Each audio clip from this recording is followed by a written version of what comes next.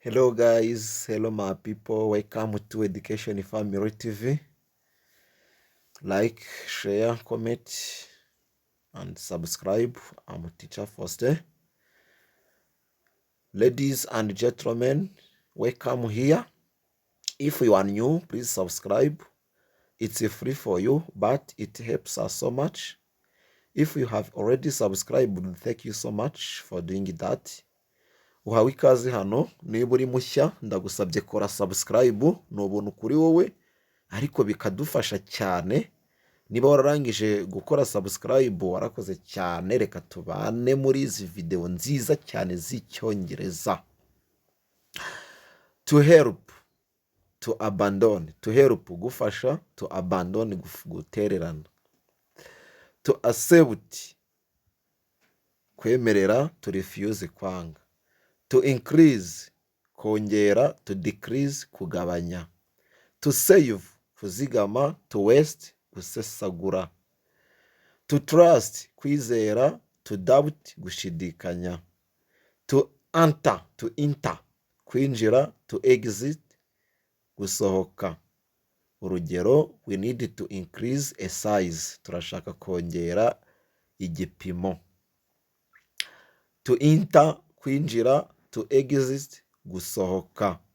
To trust kwizera, to doubt gushidikanya. To save kuzigama, to waste ni ugusesagura. To increase ni ukongera ubunini, to decrease ni ukugabanya ubunini. Okay. The next is what we call to enter, exist, yes. To raise kuzamuka, to fall kugwa. To grow gukura, to shrink gukura cyangwa gucika, to shrink ni ukugabanya cyangwa se kugabanyuka mu bunini. To grow ni ugukura, kwiyongera mu bunini, noneho to shrink ni ukugabanuka, kugenda upunguka.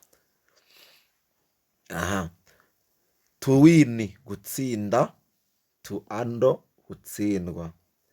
To strengthen gukomeza cyangwa se guca, to weaken guca intege.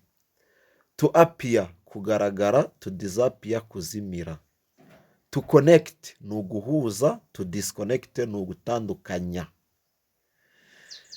To concern guhuza, to connect ni uguhuza, to disconnect kutandukanya.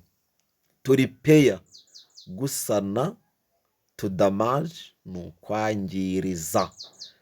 To strengthen gukomeza, gutera umuntu imbaraga. To marry ni ugushyingirwa, kuba wakoze ubukwe. To divorce ni ugutandukana. To advance kujya imbere. To retreat kugaruka inyuma. To retreat ni ugusubira inyuma. To advance ni ukujya imbere. To borrow kugurizwa. To lend ni ukuguriza. To move kugenda. To stay ni ukuguma. To stay, when I say it, stay there, bavuze ati gumaho. To stay ni ukuguma. To move ni ukugenda. To advance ni ukuavansa, kugenda ujya imbere. To retreat kugaruka cyangwa se gusubira inyuma.